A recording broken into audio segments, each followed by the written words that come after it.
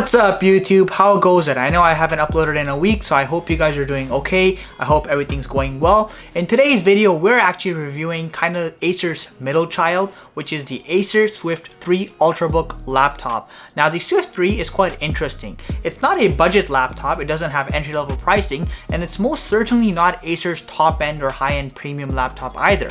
What it is, in fact, is a mid-range Ultrabook that's actually refreshed and packing Intel's newest 11th generation core processors. In this particular configuration, we actually have Intel's newest 11th generation Core i5 Evo processor. We have 8GB of DDR4 RAM, Intel's newest Iris Xe graphics, also a 500GB solid state drive, and of course the latest Wi-Fi and Bluetooth standards, alongside with a native 1080p screen. And boy oh boy does this thing pack quite a few things. So in today's video, we're actually doing a power review of this laptop and a super quick unboxing for you guys. As always, if you enjoy the content, consider subscribing to my channel. Let's get started. Starting with the unboxing, right away you can see that Acer has a pretty primitive looking cardboard box. It just has the Acer branding in the middle, and that's about it. Once you open the box itself, inside you'll find a number of items. First and foremost, neatly packed, you'll find the Swift 3 itself. This thing is pretty heavily packed, but it's super light. Once you remove all the packaging, here it is. This thing looks seriously premium, but we'll talk more about this in just a second. You also have the inclusion of a 65-watt charger. Unfortunately, this is a proprietary charger, so no USB-C charging included in box. And of course, you have the wall outlet cable itself. Lastly, you have some documentation. This includes the best practices, instruction manual, warranty and compliance information. Coming back to the laptop itself, guys, I honestly have to say I was actually kind of surprised at just how nice this laptop feels. Weighing only 2.7 pounds, this laptop is super light, but it doesn't feel flimsy or cheap. On the contrary, it actually feels like it's sturdy and well built, and you can see that Acer actually used a nice mixture of premium materials and standard materials to create the best possible experience at the given price range. Starting off at the top of the laptop, you can see at the dead center you just have the Acer branding, and that's it. There's no textures, no linings, nothing fancy going on the top side of the laptop, and honestly, I'm kind of digging it. As we make our way to the side of the laptops, the I/O port option is more or less in line with industry standards for an Ultrabook. So on one side, you have the DC jack, you have a Thunderbolt 4 port, also known as a USB-C port. Also, you have a dedicated HDMI port and a USB 3.0 port with reverse charging, which is pretty good. On the other side, you have a standard USB port and a headphone jack. Unfortunately, there is no SD card or media card reader, so if that is something important to you, you may want to keep that in mind. Lastly, we come to the bottom side of the laptop. Now this is a standard looking TPU lid. You have some passive vents in the center of the bottom side. This is for air intake. Of course, you have a couple of rubber grips to keep the laptop in place. And if you look carefully, you'll notice on either side of the laptop, you actually have speaker grills. So this is a stereo speaker laptop. We will actually be doing a sound test later on the video, so stay tuned for that. Now, once you come to the inner design of this laptop, at least for me, once again, I was blown away. Acer is a company that's actually known for kind of producing budget-friendly laptops at all of their various categories, and that usually means a compromise in build quality, but the Swift 3 is in contradiction to that. It actually keeps a relatively high-quality build while keeping a relatively modest budget. And I mean, look at that entire palm rest and the area around the keyboard. It's actually a metallic surface. It's cold to the touch, feels nice and premium. Unfortunately, the palm rest is not as gracious in terms of surface area, so you know, it would have been nice to see that Acer push the keyboard slightly more towards the screen, which they could have here, and that way you would have had more palm rest space, and the trackpad could have been a little bit taller, but that's not the case here. It's okay, it's not bad in terms of overall spacing. Also, it's worth noting that the trackpad feels super premium as well. Clicks are nice and subtle, but they feel sturdy at the same time, so you'll actually have an absolute joy time using the... Does that even make sense? You'll basically have a great time using the trackpad. As we come to the keyboard itself, now I'll be honest with you guys, the keyboard over here is okay. I mean, it's nowhere near as good as the ones you find on the Lenovo or Dell counterparts. Those have much better tactile feedback. However, it's not at the bottom of the barrel either. So what I mean by that is that you do have key travel, but it kind of feels like it's too little. Also, there's not enough tactile feedback, so when you are typing really fast, you kind of don't feel that clickiness. Some people might appreciate that, but it kind of feels a little too soft, and the keys do at times feel slightly flimsy to me. But overall, I will say, if you are typing for a prolonged period of time, it's not necessarily a bad experience by any means. It's just not as top tier as the ones you find on counterpart products. While we're on the topic of the keyboard itself, I will definitely say Acer did a great job at backlighting this keyboard. It's It's well lit, super bright, and looks great in darker environments. Furthermore, there are no dedicated function or media keys, so they are all integrated in the traditional function line you find. So that might be a bit of a bummer for people who like having those kind of controls. Also, the power button is integrated on the top right side with the rest of the keyboard. Moving past the keyboard itself, we come to the hinge area. Directly beneath the hinge is actually the cooling vents, so you may feel the occasional hot air rush out of here when you are taxing the laptop heavily. Also, I have to say, on the note of hinges, good job Acer. The hinge quality is amazing. It's sturdy. I cannot mention the number of times laptop makers cheap out on the hinge, which inevitably results on wear and tear breaking the hinge after a couple of years of use. So great job Acer.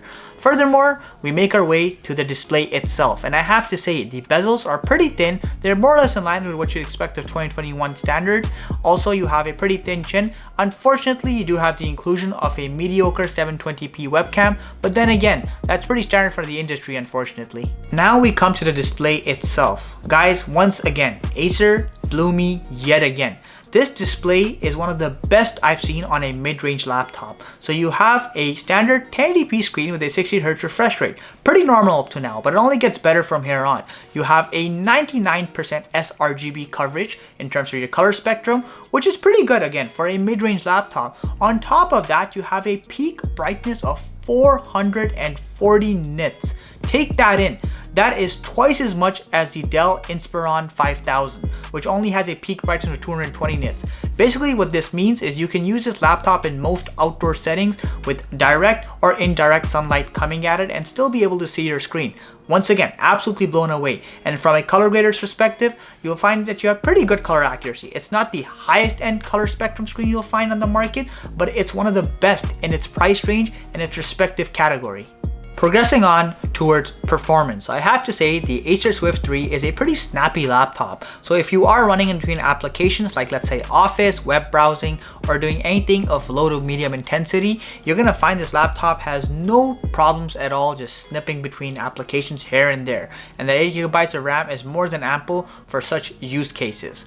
Where this laptop does start struggling pretty fast is when you start running any GPU intensive activity that includes both video editing and gaming. This is not a gaming laptop, nor is this a extensive media laptop, so both those activities do put an extensive toll, and because the slim body of the Acer Swift 3, it heats up rather fast, so you will start seeing thermal throttling pretty fast. Despite that, you can play some games at low to ultra low settings with a reasonable frame rate of sometimes 30 FPS or even higher. I know there's a subset of you who are just itching to know the temperature levels and noise levels of this laptop. Well, fret not, I've got you covered. In terms of surface temperatures, this laptop can reach a peak of around mid 40s when you're really pushing at its load. Otherwise, it actually stays below the 40-degree mark in terms of surface temperature, particularly near the keyboard area itself. Furthermore, noise levels are super nice on this laptop. You actually cannot hear the fans at all when it's running under low or idle loads. However, when you really push it to its limit, you can expect to get fan noise of up to 39 decibels,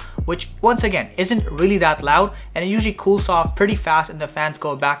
The final aspect I want to talk about is battery life. You can easily get a full day's worth of battery from this laptop. You get approximately 10 hours with light usage. So let's say you're running multiple applications, but they're light in nature, like let's say office applications or web browsing.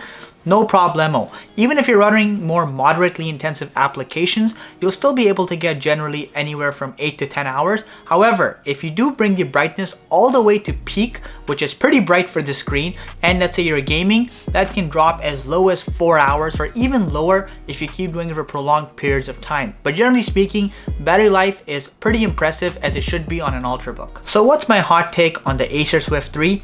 I think this is a fantastic laptop. Rarely do laptops impress me to the point that I really feel the need to urge people to go and buy them, depending on their use case. So in the case of the Swift 3, if you are a student, if you are a consumer, or even if you are a media artist, this is a laptop you may want to consider. The biggest reason, of course, being its superior display in the mid-range market.